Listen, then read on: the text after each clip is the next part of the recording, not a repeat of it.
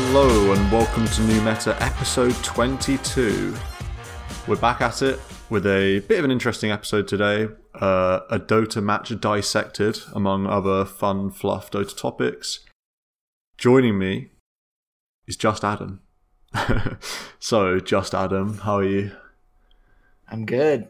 We're doing it live. We're going on the fly. We are actually going on the fly, yeah. We're doing it live for sure. First things first, how's Dota? How's your Dota games been? A tale of 2 days, I guess. Because we played together, it might have been Monday, when we played together and it set off the... Tuesday. Or was okay, that was Tuesday. The fateful Dota game on Tuesday. Yeah, we played a game and it was very clowny. We threw 20k lead in that game, and then you guys went to bed and left me alone. And then I played with other people, and end of the day 0-4, and the combined gold thrown total, I think, out of those 4 games was 50,000. Oh my goodness me. Yeah, and then that's a rough day. Yeah, it was a rough day because we had a lead in every game and we just threw every game. Actually, and then we lost the game. The one to crown off the day we got mega creeps at 35 minutes, and then we lost like an hour-long game after that. So you couldn't close it. Yeah. Yeah, I mean, it's worth...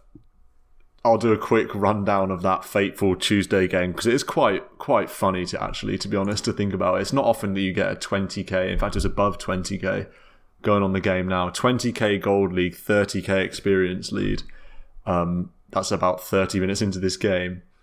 First of all, first thing of note about this game, the lesser spotted Adam Earth Spirit came out. That was I want to practice this hero, and I hadn't played it since Dota Plus, so I had zero Earth Spirit. So 0 games since Dota Plus came out. The level 0. The one where everyone thinks you don't have Dota Plus, but you actually do. You're just a level 0. Yeah, just had not even randomed it or single drafted it or anything. So, but the rest of the picks aren't that interesting. But basically, we're absolutely crushing this game. I'm playing Wraith King, and I'm insanely fat. I think at 30 minutes, I'm over double the net worth of any enemy hero. The highest enemy hero being a 9k net worth Drow Ranger. 9k net worth Slardar. Enemy Drow Ranger's 9k net worth pretty much. I'm 19k. We've got a Storm Spirit mid. Marco's playing a Storm Spirit mid that's 15k net worth. We're pushing high ground bot, and the beginning of the end is Guest Nick playing on the Ancient Apparition, going to the enemy fountain to buy his Kaya, which in of itself is interesting. This AA build, Midas Kaya, was it? Or something like that. Yeah, it was Midas Kaya. Yeah. And you were saying, like, it's uncharacteristic Nick play to dive to finish the Kaya. I mean, what makes it so funny is that we had taken mid, I believe. Then we're taking bottom racks. I think we'd just taken bottom, but we were about to take mid for free. Okay, yeah. Okay, so we were taking bottom, and we're like, okay, get megas. That's what all of us are on the same page. Get megas, get megas. This dire bottom, and we kill it. We start to walk towards middle, and then all of a sudden, I've panned my screen up, and I just see Nick basically in their fountain getting this Kaya. And then we all follow just one by one. Gotta say, guess Nick. Saving Private Nick, yeah. He had, the enemies had a Drow Ranger who basically just sat in the fountain, pepping our entire team as one by one we save a buddy syndrome / overconfidence, overextension, just run to the fountain to save an already dead Ancient Apparition and chain feed, basically. Which was pretty bad, although we were still quite far ahead at that point. It just started a descent into madness, is what happened. Yeah, it was a descent into madness. I'll also say that I went Radiance Blink Heart on Wraith King, and we probably just win the game if I get a BKB instead of Heart. So, Yeah. I mean, there's plenty of things wrong. I mean, to be fair, we had won the game if we didn't blink forward, if we didn't go to the fountain. So my Heart was fine, but I feel like BKB would have won as well. Marco Storm needed an Ools or a Lincoln's or something. Ools. He had Ools. BKB, Ools. but it's like Grimstroke would just W him, put the spirit on him, and then he would just die. And then there was a time where we still could have closed the game, and then Marco zipped like 1 million units in front of us, so we could never in a million years catch up to him, and he just kind of died twice. There was also the early game buyback as well, but Yeah, I the mean, classic that's Marco not... buyback. Yes. But the best part about this game is that, looking at the graph, 31 minutes into the game, is that the Drow is 8th in net worth. I know, it's ridiculous. At 31 minutes, and then we lose the game with you at 18k, Marco at 14k, and our Nyx at 11k. We're the top 3, and then the Drow is 10,000 gold behind you, and we lose the game. It boggles the mind how we lose that game. We're against a Lion mid who has... To be fair, the Lion mid by the end of the game had 25 Finger of Death stacks. Yeah. So he was basically able to nuke any hero in a fight that didn't have BKB, and that did prove to be a bit of a problem. Even though we had BKBs on all our cores, it was still a bit... Sorry, not all our cores. We had BKBs on three heroes, yeah. Yeah. They had 5 BKBs, though. They had 5 BKBs, they sure did, yeah. Which is pretty good against Earth Spirit, Nyx, Wraith King, Storm. They didn't mess about with their BKBs. They might have had less net worth, but they probably spent it a lot better, I imagine. Yeah. But anyways, so that game started the descent into madness, but then the next day I went 5-0. If you included the in-house, and I got 4 jungle heroes taken off the list. So that was as bad as the Tuesday was. Wednesday was just as good. So, Oh man, getting through that jungle feels amazing. Yeah, and that the good Wednesday made up. I mean, I think that allows me to forgive Guest Nick for his walk into the fountain. Also, just his Midas Kaya Sanj Ags AA build. Yeah. Oh, poor Guest Nick. The most gracious scapegoat, to be fair. Yeah. Not here to defend himself, so he can say whatever. Yeah. I guess my games, you mentioned the jungle. I actually slacked off the jungle a little bit recently because I played a little bit of ranked solo. When the battle pass came out, I basically just started... I was just really excited about the battle pass and jungle and stuff, so I just played a bunch of unranked jungle hero games. But then yesterday... I can't remember if I played any solos today. I'm 99% sure I didn't. No, I definitely didn't. So yesterday I got back on the solos a little bit. I actually won I went 1-1 yesterday, but the game that I won was I ranked double down. I used my double down token. So 2-1. So 2-1, really, yeah, of course. Also, you doubled down on the game we played today. So yes. So I'm 2-0 in double down games.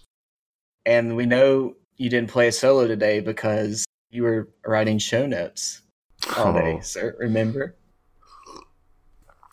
Don't remind me. Yeah, so I ranked double down on a Doom, which for me is a little bit crazy. Not sure what I was smoking at the time, but I was feeling the Doom game. I think just because our lineup was so good, that's basically all you can go off with these ranked double downs. We actually had a lineup, and the other team had some weird pub lineup with like a Ricky and a Pudge or something like that. So I was like, sure, I'll slap it on, do a job on a Doom, build a pipe, build a Greaves maybe. We've got a pretty good chance of winning, and it panned out that way, so that was nice. Yeah, for sure. Yeah. It's always a scary one, using those ranked double downs. I tell you what's a questionable use of a ranked double down is saying you're never going to use a ranked double down token, and then the next day choosing to use ranked double down when you're playing against a rank 4 Gunner Morphling. Is that Marco? Yeah, Marco used his double down token when he was playing against Gunner's Morphling. in a solo. So I mean, he just do that only so like he could put himself like, you know, really amp up, hyper focus. Like exactly, yeah. Yeah, I mean, yeah, that is the reason. I have never used one. Focus, but never used one, and I haven't. And when I say that, I mean I haven't used them. So that's interesting. Yeah, I mean, I've blown mine for the week now with that one we just played in a party game. So, what is there a limit? I've only got one a week. I mean, there's a limit per week. I didn't realize that. Yeah, it refreshes every week, I believe. You probably have more than me. Yeah. But yeah, I only have one a week. So I've got to use it wisely. Other than that, I played kind of an interesting bit of a side anecdote today. This is a bit of a rant, I suppose, or rant or whatever. I don't know how you're supposed to say that. I say rant, but I think only people in southern England say that. I had a friend, one of my close friends, used to play Dota maybe 3 years ago, but when he did, he only dabbled for like a few months, sort of thing. So I don't know how many games his account has, but not many at all. Probably about 35 games, something like that, 30 games. Anyway, he came round to mine this morning and we played 3 unranked games together, just all pick unranked. We played 3, but only one was a party stack, and then 2 was me like spectating his game. So yeah, I shouldn't say we played, but in the 2 games where I was spectating him, he's on this new account. It's so new that he can't play ranked yet because we all know you've got to get level whatever 25 or whatever it is.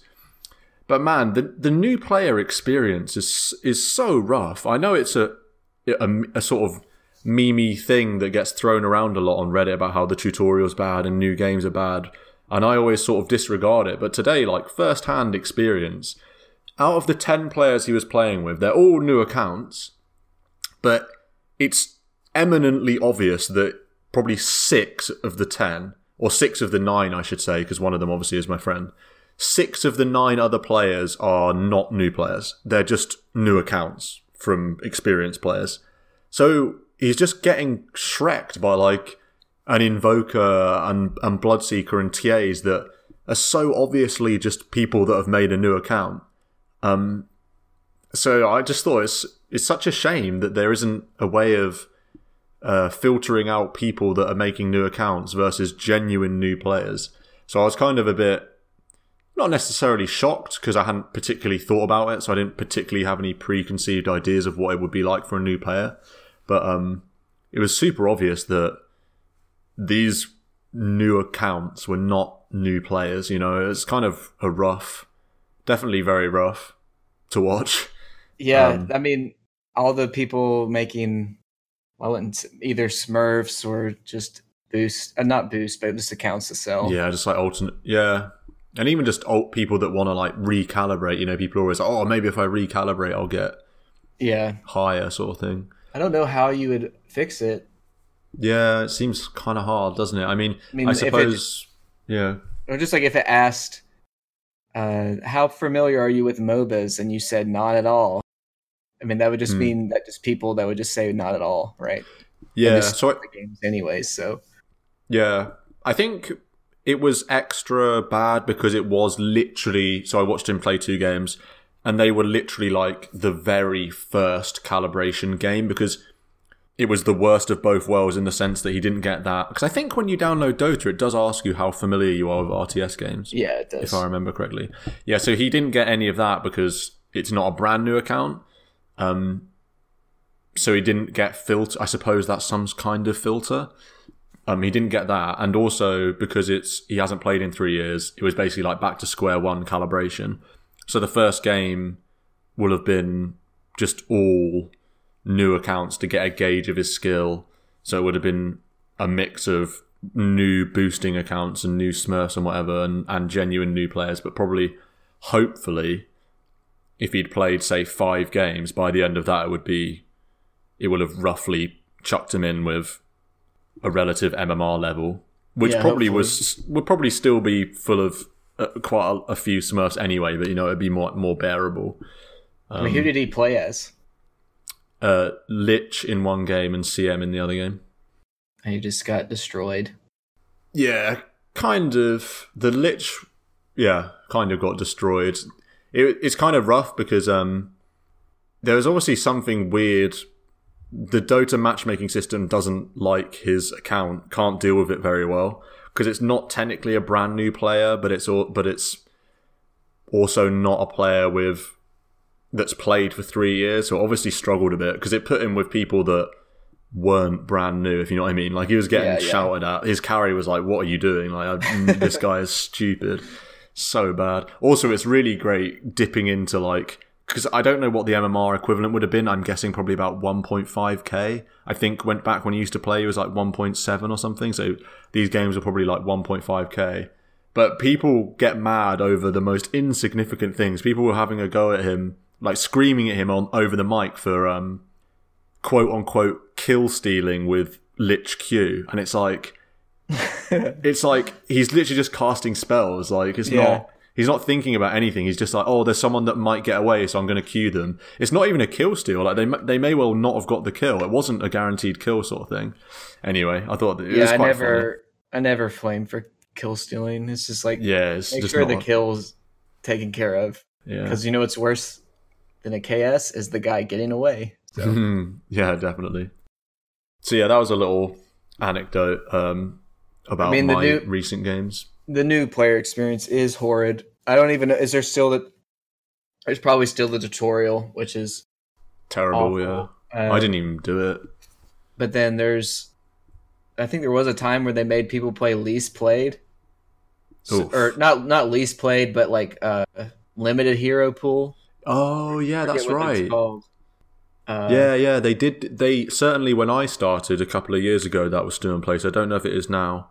I hated that at the time. I didn't like that. It was only 25 heroes, but then they had people that would just play limited heroes mode and just destroy kids. Just like they'd pub stomp on the limited heroes. It's like, why even? Yeah, that's rough. Yeah. So I don't know. It is an interesting. I mean, it definitely needs to be changed because it's so frustrating. It seems to me the only way you can get into Dota and have a positive, as party stack with people that know what they're doing, because ultimately that is what we did. You know, I watched him play 2 games and was like, maybe it will be better if I tell him what to do, kind of thing, and help him that way.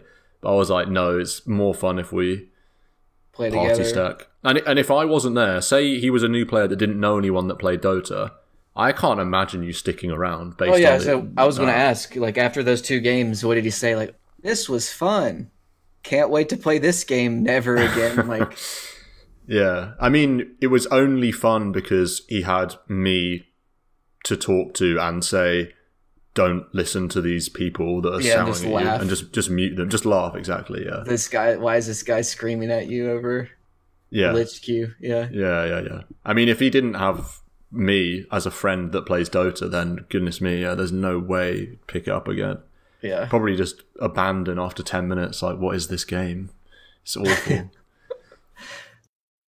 So yeah, do you want to do a quick word on your RD2L team?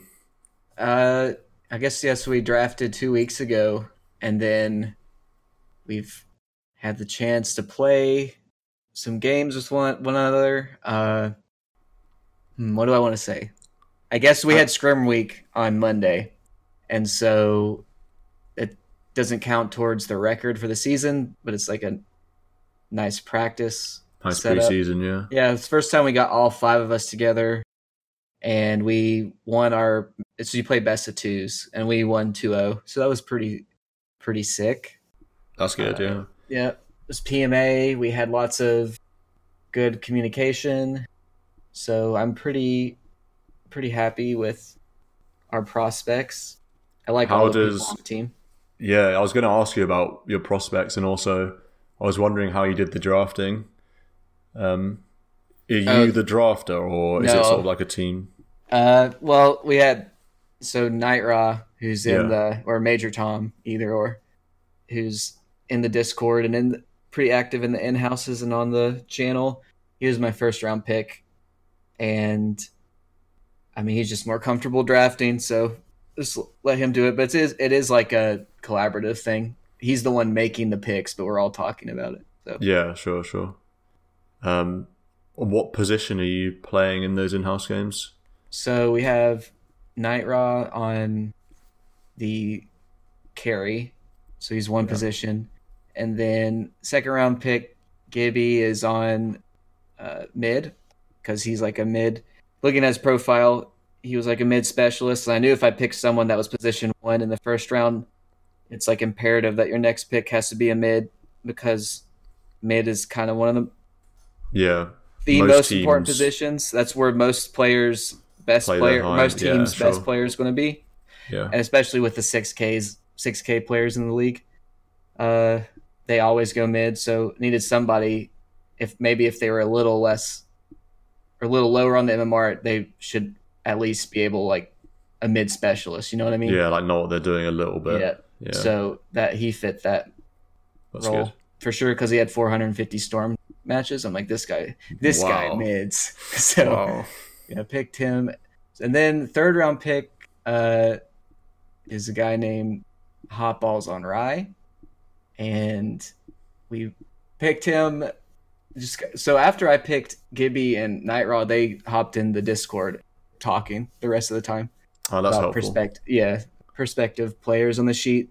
So we picked him because he had a lot of solid off-lane heroes and a lot of off plays 4. The plan was to play him as 4, but I think he's a lot more comfortable on 3 heroes. He might just be an off-lane specialist. So I think what we're going to do, the original plan was for me to play 3, but I think it might work out better with the team if I play 4. But we're going to switch on and off on heroes just based on comfortability. Yeah, that's always mildly helpful. It increases your like relative hero pool. Yeah. If you've got flexible positions, it means, oh my goodness, Veno 3 is perfect here. Well, you're not just looking at one player. Your designated offlaner. He's like, oh, actually, I don't do Veno, but you could step in and do it if you know what I mean. So yeah, so if I'm honest, what I think is going to end up happening is I'll probably play full like 80 or 90% of it, because I think I have a pretty wide hero pool just from randoming all that time, and if it comes down to like the first game, he played Sand King, and I played Nyx, and I've never played 4 Nyx in my life, but it's like, okay, I'll try it or whatever. And then the second game we did Grim's. We led off with Grim Doom combo. And he's like, I've never played Grimstroke. I'm like, I'll play. Yeah, I can play Grimstroke. It's like, it's whatever. So you know what I mean? Like, yeah. Just works out that way. Yeah, I've just played most of the heroes, and like at least with Grimstroke, I'm silver tier for that. It's like, okay, I know how it works on this guy. Nyx was kind of like, what am I doing? Yeah.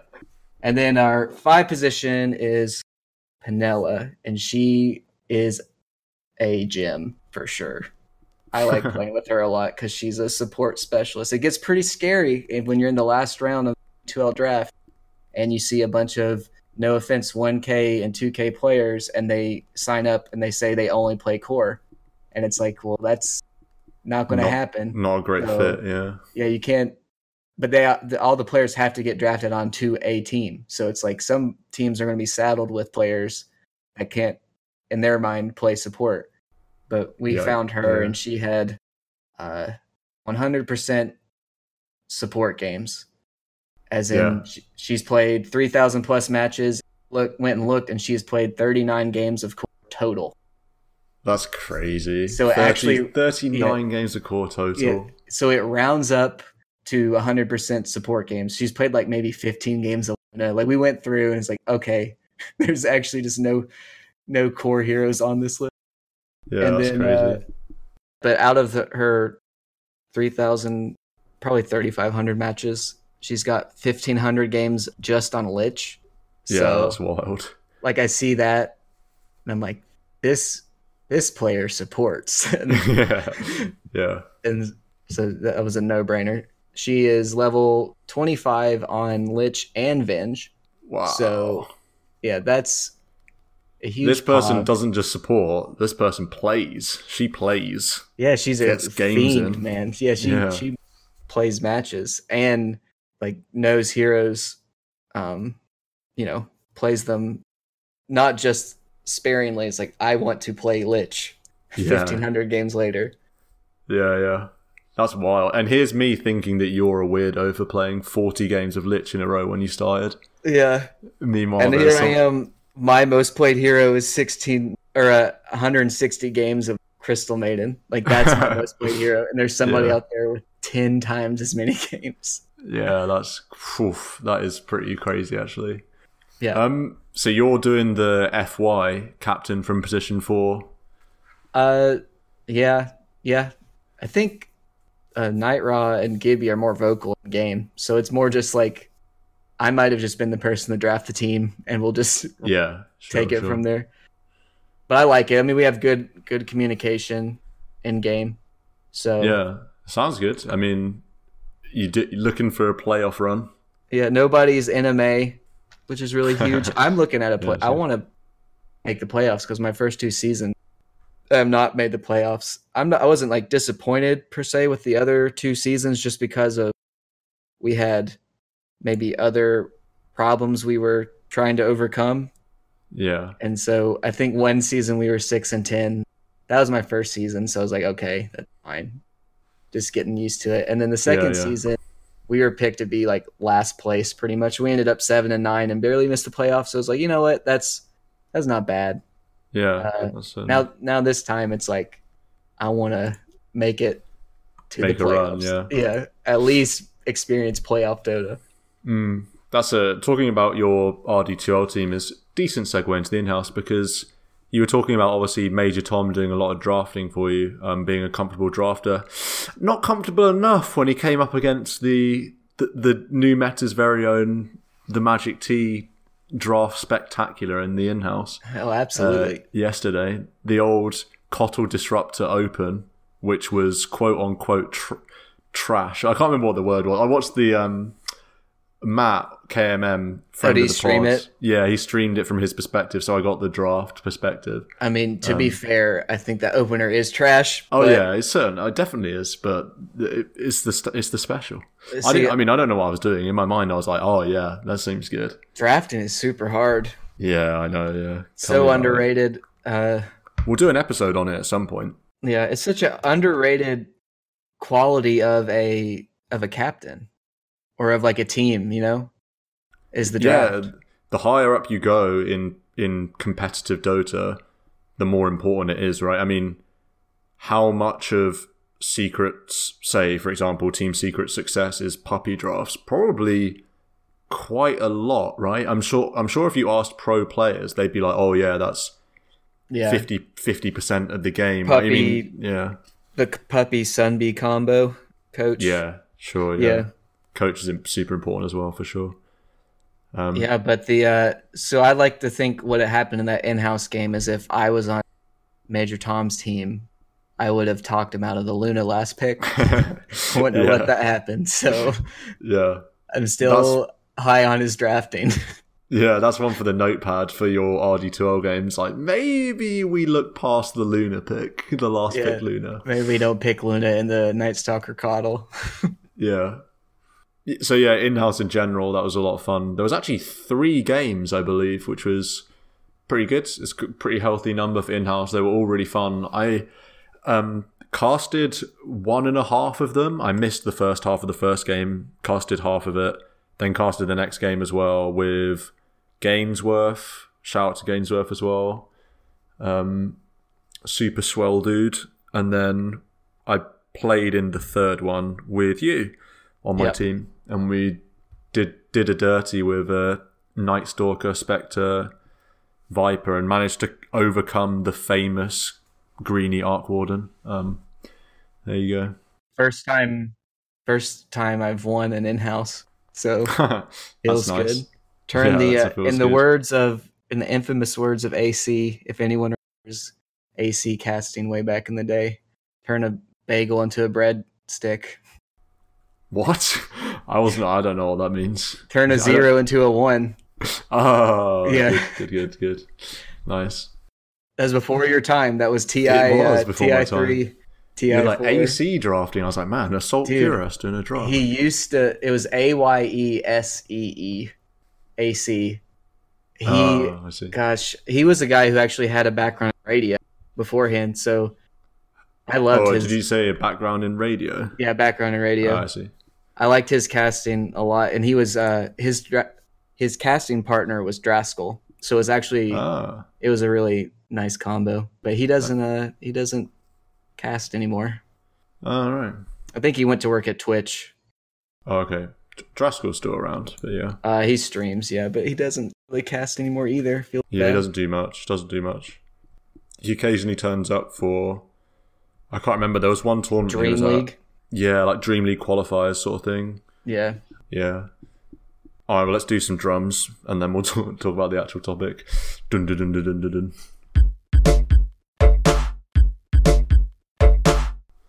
Actually, conveniently, we had a number of choices for the game we were going to go over. We could have gone over the in-house games or recent party games, maybe that fateful Mega Throw game.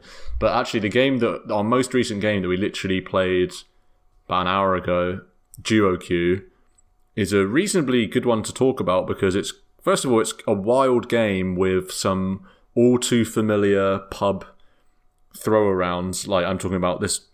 In this game particularly, we were against a jungle alchemist, which is a bit weird, but all too familiar to pub players. And also, we both played heroes that had to adjust during the game based on the way the game was going, and based on what other heroes were doing. So it seemed like a reasonable fit for something that might be worth talking about in this format of episode. So, Adam, I don't know if you want to go over the picks, sort of first thing first. Yeah. Well, also, I just want to say this game, I feel like it's what you said. Everyone's had this Dota game before with a last pick Alk, whose Steam name is Blank. You know, the classic. Oh yeah. What do you call those arrows with blank in the middle? Yeah. Loads of people have that. Yeah, that's like the wannabe Gork. You wannabe Gork. It's like the barcode from StarCraft. Everyone had barcode names, sort of thing. Mm-hmm. Yeah. Yeah. So we are they are Radiant. We are Dire. Yep. And it started out with Radiant losing a bunch of gold because no one would pick, and then Spirit Breaker randomed first. Bear in mind, this is a ranked Dota match, by the way. Yeah, this is a ranked game, and so Spirit Breaker randoms first, and then he doesn't reconnect for. So this whole time, Stan and I weren't even sure this game was actually going to happen. Yeah. But then he reconnects, and the game does go on. So then, we have Phoenix and Shadow Shaman, our first two picks. Phoenix being 5 position, and Stan is our Shadow Shaman as the 4 out of the offlane. And then they pick Drow and Kunkka. The fateful second phase Drow coming to been at pubs near you for a long time, potentially coming to an end soon, we hope. Maybe Ice Frog, please. But the old second phase Drow. The Drow Kunkka. So then we're thinking, okay, well, Kunkka mid, Drow safe. So I pick Wraith King as our offlaner because I want to get up in the Drow's face, and I enjoy Wraith King a lot, and I think the skeletons are super underrated. And then what was that? I was going to say, quite strong lane as well. Like Wraith King Shaman's a strong lane. Yeah, especially if it's into a Drow safe lane. We should be able to get kills out of the lane. Yeah, if you ever get any disable, like any initial disable on the Drow, is likely going to lead to a kill with, Wraith Fire Blast, Hex, and Shackles. Obviously, I didn't build into the Hex until I think level 4, but that's nevertheless, standard. Yeah, that's standard. Yeah. And then we have a TA. So we got TA mid. And then here's just kind of when it gets wonky. They, in their last phase, they go Bristleback, and it's like, okay, I guess their offlane is going to be Spirit Breaker Bristleback. And then they last pick Alchemist, and it's like, now we're not sure what's going on. Yeah, we don't know what's going on. And then, I'll just say, when we saw that, I mean, I initially gave them the benefit of the doubt, and I was like, oh, that's a bit weird. They're going to run a Spirit Breaker 5 and a Kunkka 4. That's a bit weird. And I think maybe you were more in tune with the reality of pub Dota and thought that they'll probably jungle an Alchemist. No, I think you said jungle Alch. Oh, did I? Oh, I see. Yeah, because what I was marked. So I marked the map after they picked the 5 heroes, and I said it was going to be Alch mid, Drow Spirit Breaker bottom, and then Kunkka Bristle top. Which seems, if you were going to put a standard 2-1-2, it seems like maybe that be how you would do it. Yeah, I think so. Yeah, and then so in thinking that Alchemist is the mid, or maybe Kunkka, I guess we last picked Bloodseeker. I guess TA is also good against Alch, but Alch picked after. The TA is very good against Kunkka, though. So TA is good against all melees, mid, to be honest. Yeah, and then Offlane, Bloodseeker is just fine. It's good later in the game, in the team fight stage, right, against their... Yeah, it's quite nice against Bristleback as well, because you're going to be able to... You've got natural sustain, which helps you a bit against the sort of bully bristle quill spam. Yeah, for sure. So it's quite nice. So to recap, we have the lineups as Radiant, Spirit Breaker, Drow, Kunkka, Bristleback, and Alchemist, and then we have as Dire, Phoenix, Shadow Shaman, Wraith King, TA, and Bloodseeker. Yep. And actually, we picked in reverse order, which is pretty funny. We picked 5, 4, 3, 2, 1. I mean, it's worth setting out, just for the good of the episode, what our sort of plan was at the start of this game. Because our plan and how we approach the game basically changes almost immediately in the laning stage when we discover that Alch is jungling. At least it does for me as the position 4. Yeah. So I'll expand on that in a bit, but initially, obviously, we're thinking the laning configuration is us as Shadow Shaman Wraith King in the offlane for Dire. We're going to be coming up against a Drow Spirit Breaker lane, which is what we think. And we're actually correct in that we do come up against a Drow Spirit Breaker lane, but were you going to say Phoenix also joins us? Well, see, what ends up happening is we're discussing how this is going to work. Yeah. We're playing this game thinking about how we're going to do it for an episode, and we're just talking about it and spamming Seb emotes and stuff. Seb!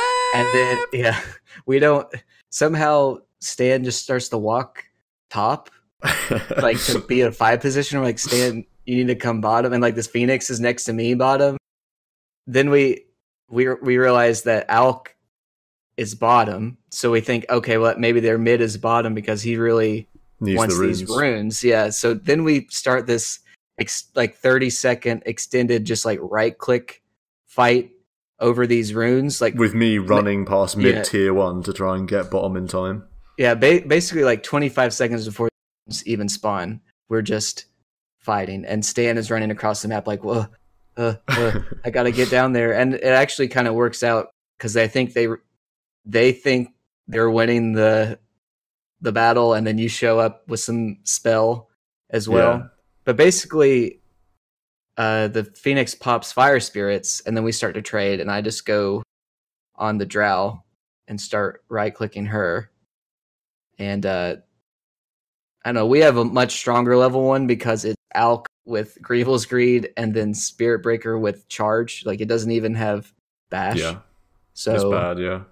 I think we come out of the trade-off 2-1, maybe? Yeah, we do. It's 2-1, yeah. I don't know about the runes. I get 1 rune and they get 1. Yeah, but I mean, runes not particularly relevant. But what's relevant for like how the game goes is that this Phoenix is basically bot. So we have this weird tri-lane situation for a while.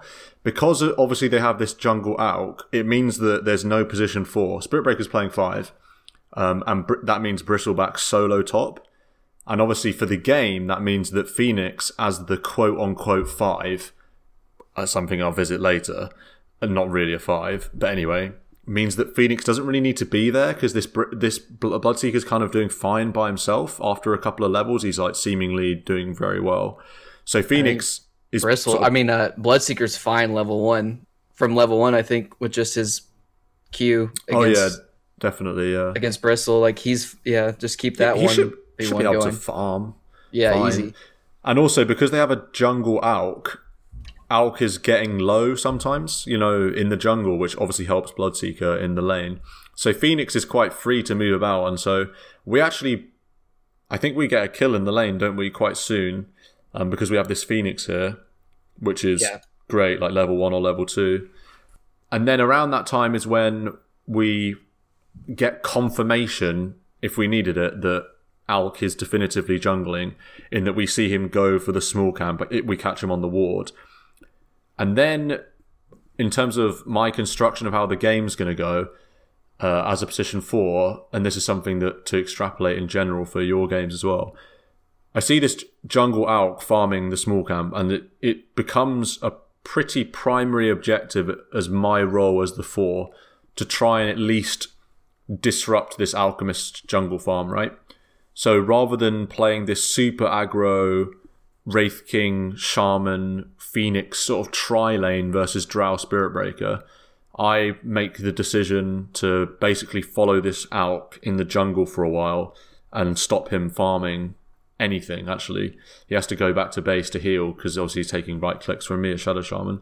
So I thought that was a mildly interesting observation. I mean, you would say it's probably a good idea to try and mess with a jungle hero. If you're a position 4, it's really easy. They're likely going to be really low health. Especially good this game with the Bloodseeker, because either you get to see where they are when they get low, or you get the Alk low and it helps Bloodseeker, and you just see where the Alk is on the map for like the entire minute it takes him to walk back and then TP out. Yeah, definitely. So that was really good. Your lane in general, I mean, how do you think your laning went in terms of what you're expecting versus what it was a pretty strange lane, especially since, what you were saying, you went in to the jungle a lot, and then we did have the Phoenix down there, but then she went back top, and Drow against Wraith King solo. I mean, Wraith King eats a lot of right clicks. Even with the Stout Shield, it really hurts because you don't have a ton of armor. Taking tons of Frost Arrow. Yeah, but I don't know. You would poke back in, out, like you would harass the Alk. You would come back through to do some harass. I mean, just looking at the slider at 5 minutes, I'm 2-0 and the Drow is 1-2-1. So that's already super solid. Yeah, it was kind of. I mean, I think we managed our resources well because I blew all of my tangos pretty much immediately because of the extended rune battle and then just laning. I think what ended up happening was we ended up getting a kill on the Drow, and then we both went back at the same time. We're like, I was going to say, it lined up really nicely because we both were basically at the point where we kind of needed to go home because I think we're about level 3, I think, both level 3, and this Drow obviously has Frost Arrows also and is also level 3, and we can't really stay in the lane. We don't have much mana or anything, and it syncs up really nicely with a Phoenix rotation, so we're able to kill the Drow and then walk home on sort of 5% HP together and TP back out to the lane. So that was nice. Pre 5 minutes, I guess, or pre shrine being up. Yeah, but then at 10 minutes. At 10 minutes, I'm 4-0-2, and the Drow's 4-4-1. So, I mean, she's getting kills, but she's also dying, and she also is going quadruple Wraith Band. So, not gonna. I mean, those are really fine items, but it's not scaling that great. You know what I mean? Yeah.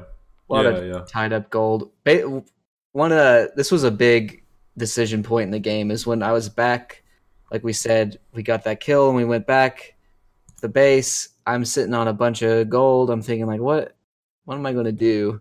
And for some reason I got like phase boots and treads mixed up in my head. So I bought I bought a chainmail at the base. Yeah, see, I was looking at your inventory during the game, like wondering why you had a casual chainmail. Yeah, I had a casual chainmail like the entire game. And I just thought, it's like, I'll build build treads, and I Papaga'd and bought a chainmail, and instead of like a glove of haste. And I mean, honestly, the 5 armor was super fine against.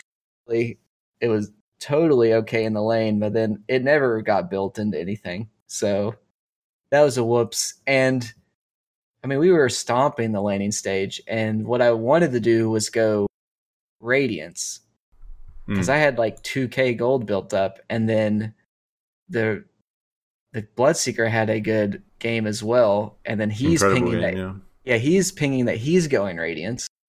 That's my job. So what am I supposed to do? And then I was like, okay, I'll go Deso, because at one point I get a kill on the Drow, I pop skeletons, I take the solo, I take the tier 1 tower bottom solo.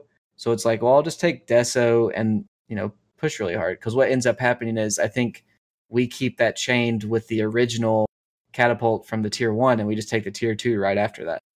Yeah. We just open up the entire safe lane Radiant for us and jungle for us to walk through. So like, I'll just get Deso then. It's like, well, we have a TA. TA already has a Blightstone, so she's obviously going Deso. So what am I was just kind of at a loss. So I pivoted from build A, which is like Midas Radiance, or just straight Radiance, maybe Treads Radiance or something. Went to build B. It's like maybe Deso, Blink, something like that. It's like, well, can't do that one. So I kind of went to build C, which is kind of more the meme one where you go Vlad's, because it makes your skeletons stronger. Yeah. And it's like, well, we're Skelly build. Yeah, we're grouping up anyways. So this will, like, a Vlad's lends itself, and especially against the acid ray from Alk and stuff. Yeah. Kind of thinking of going Vlad's AC for the same reason, like minus armor is good, and then I already had the chainmail Kappa. And but I ended up going Vlad's Treads and Blink because they had a drow and I just needed to get on top of the drow. Yeah. So it's definitely worth sort of breaking down the tree of decision making in terms of your first item. Obviously, like you say, really it's probably best if you go Blink Radiant, especially versus a drow, but you don't want to go double Rady. The Bloodseeker, there's nothing you can do about what the Bloodseeker's item choice. He's decided to go Radiant, so you have to adjust. And at least he pinged it. So yeah, at least he pinged it. And it, like you say, there's sort of different routes you can go down. This Deso route, obviously, the fact that your TA is going for Deso means that that's not going to be as effective. But also the benefit of you basically itemize towards push. You could have maybe just gone more offlane utility, like tank, crimson-y, pipey stuff. But actually, when you're playing against like a drow and a jungle alchemist, having that like really quick push, so you can just pressure, especially when you've got a Bloodseeker position 1. I mean, I know he's going Radiant, but he'll have that and have a decent power spike at like 18 minutes or whatever. Not even that, because he's actually having an incredible game. He has 75 CS and 30 denies at 10 minutes. So Bloodseeker's having an incredible game. So itemizing for this push with the Vlads, and at the time you thought AC, and then later adjusted for Blink with another decision tree where you felt actually it's more important that I get on this drow. But nevertheless, getting that initial Vlads and helping you push was really interesting decision in this game for all of those reasons, and especially versus a team that needs to AFK farm much more than our team did in this game. So that was quite interesting. Another thing I'd say for me as the Shadow Shaman 4, sort of around this 10-minute mark, I really wanted to put aggressive wards down, which had lots of benefits. The main one being to scout Drow and Alchemist, who are obviously massive jungle hoovers that want to just go around the jungle. So I actually burnt a smoke just to try and get a ward in the triangle. I can't remember when that was, about 12 minutes in or something like that. Also, against Spirit Breaker, obviously it helps having a little bit of vision to see charges happening before they arrive at the destination. For sure. In terms of this game, I was thinking, let's get some aggressive wards going. We've got lots of disable. We've got good gank potential with Bloodseeker, TA, Wraith King, Shaman. So that was sort of my MO in this sort of initial mid game. And at that point of the game, the Spirit Breakers are only form of initiation. So yeah, because the Drow and Alk are fighting over each other to see who's going to get the jungle camps. Right? There's not enough jungle for both of them. Definitely and not. Then Bristle can initiate, and I mean Kunkka can with X, but the main way they're going to start any issues with the Spirit Breaker. So it's nice to have vision. Yeah, definitely. And also another classic pub situation is I'm hoping to be playing position 4 in this game, but it becomes apparent that Phoenix isn't really doing position 5 things, so I pick up some of the ward. Not all of it, bear in mind, but quite a lot of the warding. So obviously that's a necessary adjustment to make if you're playing 4 or indeed any position. And this Phoenix wants to build towards, super earnings and stuff like that. I pick up some of the wards and the smokes. Shaman's a great smoke hero, so I was happy to buy the smokes. So that was a mini adjustment, as it were. Honestly, this chainmail really trolled my game. I had no attack speed or damage. I was missing on so many CS because I actually play Wraith King a bit, and I'm used to the treads attack speed and damage. Yeah. Just like that, how strong that right click is, and it was just I didn't go Midas. Like if I had to do this game, Midas first, because then as the game progressed, I was behind in levels, and Wraith King really needs levels. It felt like forever before I got level 12, and then forever before I got level 18, and it just felt like I could have squeezed a Midas in there for sure. Yeah, probably, yeah. Even if I just go Treads, Midas, Blink instead of Lads. Because the Bloodseeker's building a Radiance anyway, so it's not like if you rush Drums or Vlads or something, there's still going to be a Bloodseeker that's AFK trying to finish his Radiance anyway. So yeah, I think it's pretty reasonable to squeeze a Midas in there. Yeah, and even attack speed's nice as well. Yeah, the attack speed's so nice. And even as the game progresses, if you look at the post-game graph, it's like my graph is so very horizontally slanted, whereas like I just never ramp up in the farm. Yeah, that's because I was initiating and stuff, but it definitely felt like there were periods in the game where I could have had a little more farm. Also, I think the Midas just works so well with building up skeleton charges because you attack so much faster, you can shove the way. Yeah. Boost your XP. Yeah, definitely. As this game progresses, I'm skipping forward to 15 minutes here. We get the bottom tier 2 before we get a tier 1 in any other lane. Yeah. Yeah. So the safe lane's completely open, and then it comes, let's move around to other, the other half of the map and really choke them out. Bloodseeker has his Radiance at like 14 minutes in this game, and that's obviously a huge power spike for us. And we realised that power spike by taking a big team fight with the Radiance and getting a wipe. Actually, we don't get a wipe because Alchemist doesn't bother turning up. Yeah.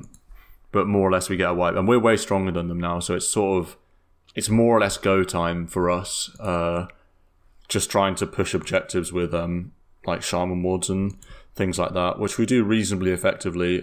Again, this Alchemist is, it's 16 minutes into a game and there's an Alchemist that needs 50 gold for a relic, so he's really struggling. He does come back into the game with some strength later, as Alk can do with just a tiny bit of space.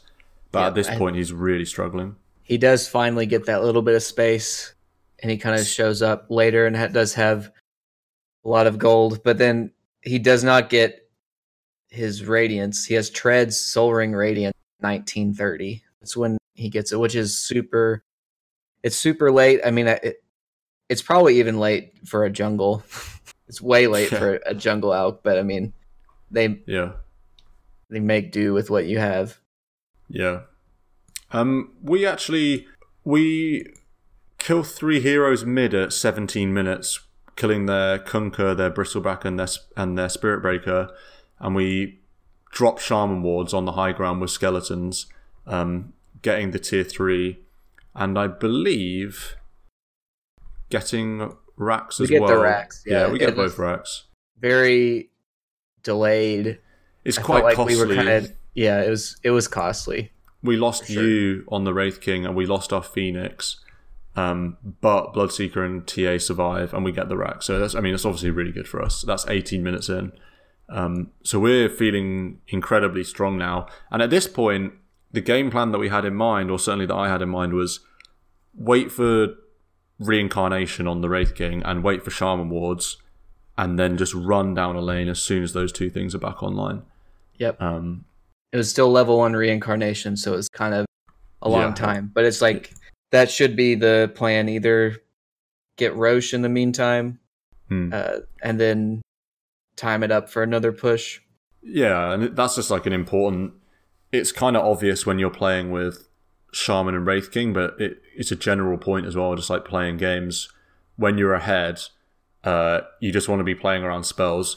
Even though we're 4k ahead, which they've got an Alchemist, bear in mind, but with 4k ahead, we actually had the chance to go high ground with Shaman Ward's bottom at 20 minutes in, but because we have no Reincarnation, we decide to turn back, and because Bloodseeker's dead, Alchemist is dead as well, but Bloodseeker's dead, and he's a more important hero for us than Alchemist is for the Radiant, so we decide to turn back. So it's important to play around your spells, and all of them. We know, even though we've got Shaman Wards and Supernova on Phoenix and stuff, if we just wait 75 seconds for Wraith King Reincarnation, we're going to be in a relatively better position versus the enemy than we are at this moment. So I thought that was quite a reasonably well-disciplined back retreat, as it were. Yeah, it's just like such a low expected value play to sit up there and try and pop these big spells against... I mean, we might have had Egg, but not have Reincarnation, not have Bloodseeker, because he provides so much space control with his W, Bloodright, and just the Radiance, and a lot of damage on the tower. Yeah, and also the reason we're pushing so hard is not necessarily because we want to literally end the game soon, or we want to literally get racks. It's more the important part is to get Alchemist out of the map, basically. If we can pen Alchemist into the base, we've already won, kind of thing. So in that situation, when we're pushing bot, it's more effective for us to spread out a bit, ward up the jungle and control it, which is something that we don't do particularly effectively in this situation, but looking back on the replay now, the warding was one aspect we could have done better. But just spreading out and taking the runes, the runes come up at 20 minutes when we back and we get 3 of them. We would have only got maybe 1 or 2 of them if we'd gone high ground there and failed. We'd probably lose all 4 runes. And versus an Alchemist is super important. So instead we just back, take 3 out of 4 runes and go into Roche, which is really good. I mean, overextending is a cardinal sin of pub Dota, so it's good to avoid that. That we commit this game multiple times. After, because we take the Roche, right? And then we take Roche and we have this pretty terrible high ground siege. Yeah, in the top lane when we go high ground. We drop the wards, we drop all our spells, but sort of a classic pub Dota half and half where we jump onto Drow but not properly. We split our targeting really badly. So we decide not to kill the racks and instead go for heroes, which I think is the correct decision here. Certainly going for Drow is the correct decision. Obviously they've got a Bristleback and a Kunker and an Alchemist that are much harder to kill. But in this, ideally we want to blink. You've got blink at this point. So ideally we want to sort of blink on the Drow and follow up with all our heroes. TA's got a blink as well. Nuke Drow and then hit buildings. And what we do is, and the initial stun is on Drow, but then we split our targets for a general team fight sort of thing, where we split targets and stuff, which is obviously really bad. And is the worst of both worlds because we end up not even getting the racks because we at no point do we hit the buildings. Yeah, we just traded Aegis and all of our cooldowns for tier 3. Yeah, which isn't worth it for us. Because Alchemist doesn't die. So he has Blink, Radiance, Yasha at this point, 23 minutes, which means he can do a bit of work with Unstable Concoction, blinking in and nuking a hero. So that was bad for us. One of the things I kind of realized, especially with going this build, is like you can play very aggressive as Wraith King on your first life, but then on your second life, you're usually in a pretty bad spot where you've died, right? And then everybody sits on top of you, and you're really not that tanky. So, I mean, you do want to play aggressive on the first life, and jump on the Drow and make her use Hurricane Pike or die and then slow her. But then you're pretty squishy for that second life, unless you have the follow up. And the way the team fights are supposed to happen is, like, ideally, is I jump in and Wraith Fire Blast, and then, I mean, the most important hero in this fight is Drow by far. So we blow everything on Drow, which means I should Wraith Fire Blast, and then Bloodseeker follows up with Rupture, right? Yep, and then I can get a Hex or Shackle or something. Yeah, Rupture and Bloodright, and then you either Hex or Shackle. Hex or Shackle. She Hurricane Pikes herself, does a ton of damage, and we just all basically just barrel run straight at the Drow and make sure she's dead. Because then they don't have near as much damage output with Bristle and Kunkka and Alk Spirit Breaker. Yeah, definitely. And that was what happened a couple of times, is that we ended up not... I just think there's no other target that should be ruptured in any of these fights except for Drow. Yeah, that should be ruptured, yeah. Yeah, there's a couple of times where we do not rupture Drow. We rupture someone else, and that becomes an issue. Yeah. Jumping ahead to 25 minutes, Alk's got a double kill in between this time, so he's actually finished his Manta now. But we start leaking, is what happens. Yeah, we get an important kill after we've leaked. We do get an important kill on the Kunkka, which means that prompts us to go high ground again. And this time we are more successful. Are we more successful? Yeah, we nuke the Drow, which is good. So we nuke the Drow when we go high ground, which is really important. And even though we then have a kind of sloppy bad feeding situation, we do get the ranged Rex. We kill Drow, which is good. We lose Wraith King, we lose Bloodseeker, so kind of even. I mean, this Alchemist is becoming more scary because he's surviving fights. He gets another pick off after this situation. So they are coming back into the game, and in fact they actually have a gold lead at 29 minutes. So kind of getting a little bit scary for us, although having said that, we have taken 1.5 lanes of racks. So at that point, the game plan for us is kind of exactly the same. We're only a racks and a half away from having mega creeps. So even though they are strong, our sort of playstyle now isn't so much as it was at 20 minutes. It's not just wait for reincarnation and serpent wards and barrel down a lane. I think at this point, when they're even and their Drow and the Alchemist are kind of scary, the playstyle for us is more get a pick off and then barrel a lane. Yeah, get a pick off, get a Roche. Exactly, yeah. Finish one last item. I end up buying a BKB, so I have Blink Vlad's BKB. Our Phoenix has a Spirit Vessel at this point for the Alchemist. You have Aether Lens and Glimmer Cape. Yeah. We have BKB Radiance Blade Mail on Bloodseeker, and then Blink BKB Deso on TA. So yeah, it just becomes make sure we pop BKBs in fights and make sure we blow everything on the Drow. Yeah, definitely. And like we said, we need picks now, right? And it should be relatively easy to get picks.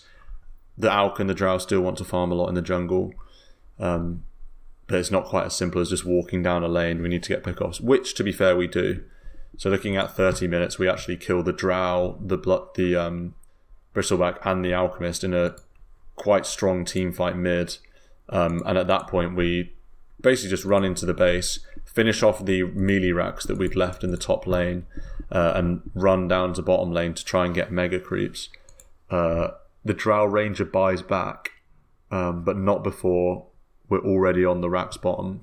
Just letting the replay play. Yeah, we do not get the racks. We do not get the racks. Yeah, exactly. We don't get the racks bottom.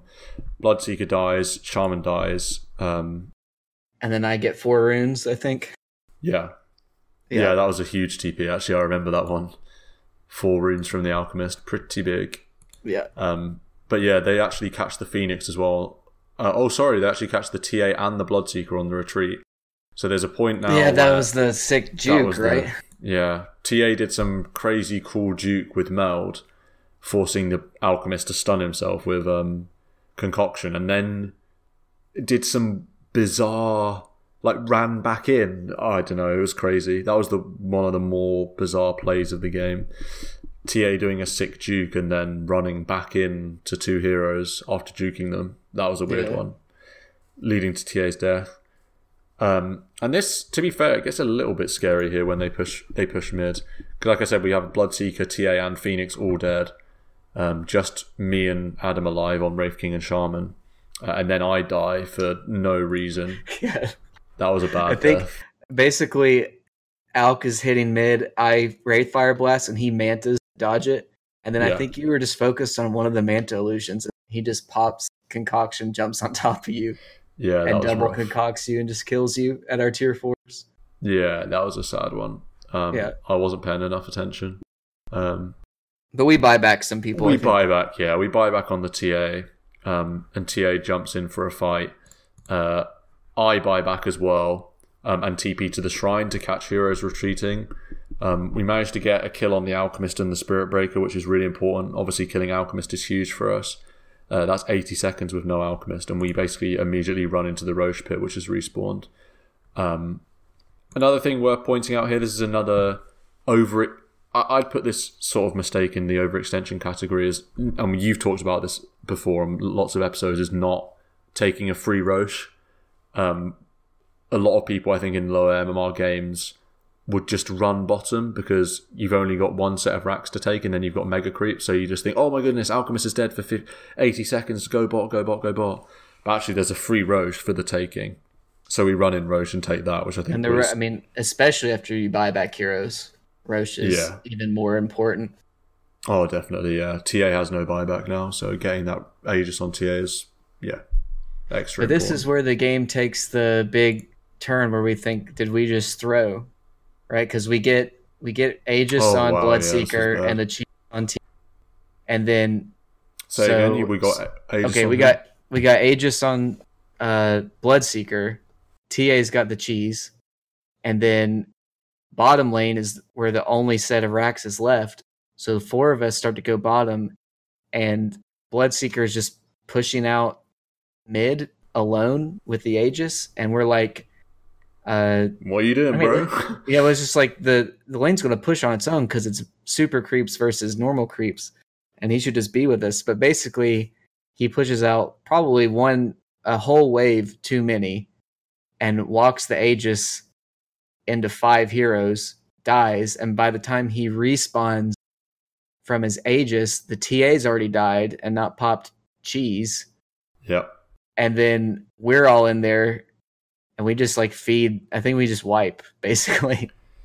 Yeah, that was an absolute calamity. I mean, that's another classic pub of just wasting an Aegis because the team isn't together. There's no reason. I mean, this is a huge personal mistake from the Bloodseeker, right? I mean, it's just a silly mistake. Why is the Bloodseeker completely by himself, mid, sort of effectively on the high ground when 3 of our heroes, me as the Shadow Shaman and the Phoenix are literally miles away, pushing the bot lane out. And y'all don't have blinks, so you can't get there. Yeah, we can't get there quickly. And you're halfway, so you're sort of half and half there. And it's just a terrible, terrible fight to just lose the Aegis for free. And after that, obviously, they run down mid because they've got a complete team wipe. And this is when... So the Bloodseeker had been kind of flaming all game. And... because I guess he thought other players were doing poorly and he was stomping. And then this is where I probably dipped a little bit into negative mental attitude. But I was just like, walk the Aegis into 5 heroes alone. Really good plays. And he's just like, he said, I was overconfident. Yeah. What do you want? He's like, I was overconfident. And then he said, like, what else is there to say? Or yeah, what can I say? I was overconfident. It's like, well, at least he recognizes that there was no defense. Yeah. He's not messaging like, where was Shaman or something? Where was the team? It's like, the objective was in the bottom lane and you died in the so. Yeah. Luckily for us, though, the Radiant suffer from just the same pub Dota afflictions as we do, in that they then proceed to grossly overextend into our base. We still have buybacks. Yeah, we still have buybacks. Bloodseeker uses his buyback. You use your buyback. And I buy a gem as well, because yeah. Kunkka has Shadowblade. Yeah. It's tired of him getting away. And they obviously, they have a Drow, they have an Alchemist, and I mean, just Drow by herself pushes really hard. So they actually go for Throne. I suppose on the off chance that we don't have buybacks, which is an incredibly high risk, high reward play, but it's very unlikely that we're just not going to have buybacks, you know? Yeah. So they go for the Throne rather they than going for get metal Megas. racks and a tier 4, I think. Yes, that's right, yeah. Yeah. And then we basically buy back, take this big team fight. They're kind of screwed because they're our tier 4s, right? So yeah, they're super deep. I wait on the buyback. Like, I wait until, like, I let them take the mid and I let them take a tier 4. There's no point in buying back right away. And I think I buy back right when maybe some of our heroes have about 5 to 10 seconds left on their timers, because on their respawn timers, because I know Wraith King, like, I can buy back, walk in, start to fight, and then die, come back 5 seconds later, and that kind of lines up with our other heroes respawning and getting there. Yeah. So yeah, and I mean, it was over at that point. Yeah, right? we just took a huge fight. Yeah, huge fight, huge win. They have no ultra buybacks, kill. We go down mid. Yeah, ultra kill from Bloodseeker, and he says, "See, nothing to worry about." And it's like baited. And I'm like, If we didn't all have buyback there. Yeah. I mean, usually somebody is not going to have it just based off agreed or just having it on cooldown from before. But yeah, we take that fight, walk down mid, don't even bother with the bottom racks. Take the mid, let out some sebs, and it's a 37-minute victory. Yeah. Some closing thoughts on the game that I just thought, that was interesting. And as I say that, I opened up the post game, and because of this blimmin' battle pass, I've got to go through all this MVP jungle, like all of it, just to see the scoreboards. And it's a ton. Oh, Dota Plus, everything. Anyway, here we are. Kind of like you said, the classic pub game, which is why it's mildly interesting to go over, and also one because we had to adjust on the fly a lot. Yep. I went from position 4 to 5 by the end, which is fine in this game. It didn't make a difference particularly. So that was a interesting adjustment.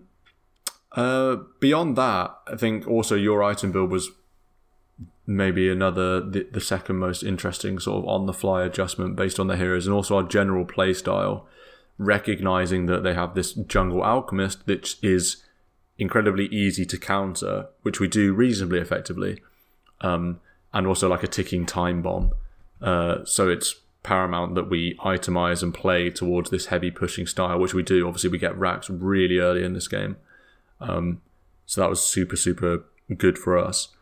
So it's probably worth just pointing out those sort of little adjustments that we made in the game.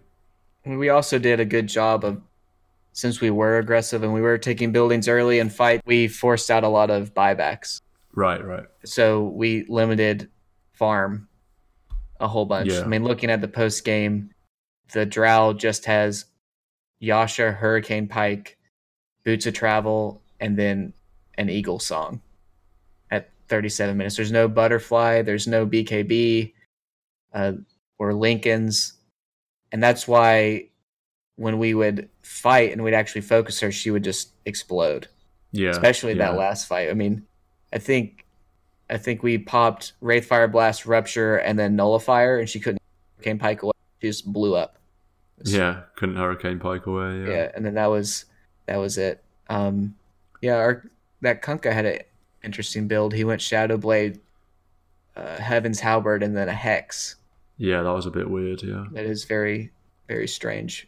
Yeah, but I had a 10.0 supporting Wraith King because of Vlad's heal and my Vampiric Aura heal. So I had 10.0 support, and Stan only had 4.0 support. So really, terrible support performance. Right yeah. Wow, all your stats are good. 9.6 pushing, 8.9 fighting. Unbelievable. No farming. Yeah, and looking at the post game, you had 1,070 gold of support items, and I had 900 because I bought the gym. So yeah, feels good. Yeah. Any other thoughts on this game? Any other closing thoughts that you have? I mean, no, I thought our lineup was pretty solid. To be honest, we have lots of solid lineup. Yeah, whether you want to say it was 4 or 5 Phoenix, we did have really nice follow up with it. I mean, Shadow Shaman's great with Phoenix because you have 2. I have a disable. Yeah. Bloodseeker's great with Egg because if they go on the Egg, you pop Blood Right, and they're like, "Oh God, what do I?" Do you run away and then you get stunned, or do you stay there and you get all? So you stay there. You might kill the Egg, but you get silenced. Yeah. Yeah, that's rough. And then we had people to get on top of Drow, and we really didn't care about Spirit Breaker. So I think our lineup was just way better. Our lineup was way better, but it's one of those where I can imagine in another situation where we don't recognize our win condition, our relative win condition. For sure. They sort of get away with having this insanely greedy lineup of Jungle, Alchemist, Drow. You know, they just sort of farm and we play too passively, you know. Even though this Bloodseeker's going for Radiance, you know, he's an Ancient 7 player, he's not total trash, if I may say so myself, as an Ancient 7 player. You know, recognizing that, yeah, I get this Radiance, but then it's go time, you know, I'm not farming with it as such. Yeah. I'm trying to have fights with it. Because if he tried to farm with Radiance, that would have just ruined the game, to be honest. Because game losing, yeah, for sure. Like, Wraith King wants Radiance so he can be on people. And that's why I wanted to do it, because it's really good against Drow, and you just get on top of her. So if he wasn't there, it'd be like, why? I should have just gone, double Radiance, right? Because because it's not going to stack if he's in the jungle and you're in a fight. Yeah. So yeah, it was definitely a game in which you needed to use active thinking about the situation and how your heroes match up with their heroes and how you should be itemizing and how you should be playing. So it's always nice to beat a greedy draft with some play like that, which is why it was a mildly interesting game to talk about in this pod. Yeah, and if you don't annoy the Alchemist in the jungle, and we just leave him alone, and if we don't have such a stompy bottom lane against their safe lane and take advantage of you having really nice, or they don't have strong lanes, if we don't punish the fact that they don't have strong lanes and that they have a jungle Alch, that game gets out of hand really quickly. Yeah, definitely. I mean, going to the post-game screen, Alchemist has 790 GPM.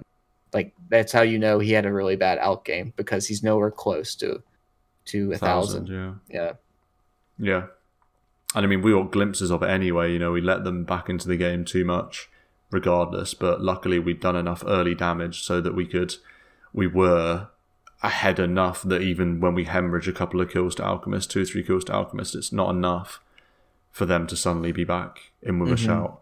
And basically by taking Roche and getting a couple of key pickoffs, that's enough of a window for us to then do the final bit of pushing to win the game. That was important. So, thanks for listening to this episode 22. Ep 23, no promises about what it will be. Hopefully how to play offlane. That's what I hope, but we'll have to see. Thanks, Adam, for coming. Yeah. Good app. Hopefully, see you very soon on Tuesday episode, which will be the next one. So yeah, stay tuned. Oh, final thing that I forgot to mention. I might just add this into the start. I'm going to say it now. I'm going to say it at the start of next episode as well. Shout out to Anakin, the offlane Nyx player that I played with in a game of Dota the other day. The first time I've actually been recognised by a listener in a game of Dota. He said, "Are you the real New Meta podcast host?" And I was like, I really don't think there's anyone out there pretending to be me, so yes. And he was like, "Oh, cool, I subscribe on Spotify, I really like the podcast." So that was a heartwarming encounter. I mean, that's the absolute pog that huge, somebody recognizes. Just a random pub gamer recognizes your tag. Yeah, it's such a heartwarming story, and then you guys get 16 minutes or something and lose super hard. Yep. I was on Meepo, and we get stomped in like 18 minutes by Visage Drow. So yeah, I needed that heartwarming story to... I mean, that's the ultimate test, because it's like, we preach PMA on here, and here you have a listener with you. And if you don't practice what you preach in this absolute stomp, I mean, you might lose a subscriber. Yeah. No, I mean, I was on trial. Once I knew that there was a listener out there, I was like on mic, like PMA, like, "Oh, sorry about the loss. Like, oh, we tried our best. Like, they've got a grim lineup, whatever." So obviously had to have my best behavior for Anakin the Nyx. So yeah, wanted to give that shout out. I might do it at the start of the next episode anyway, just because the story's so cool. I feel like there aren't many listeners still here with this episode. Perhaps I don't know. I don't know if there's anyone out there listening to me at the moment. So we did our best. We did our best. Yeah. So yeah, be back again soon on Tuesday. Until then, bye bye.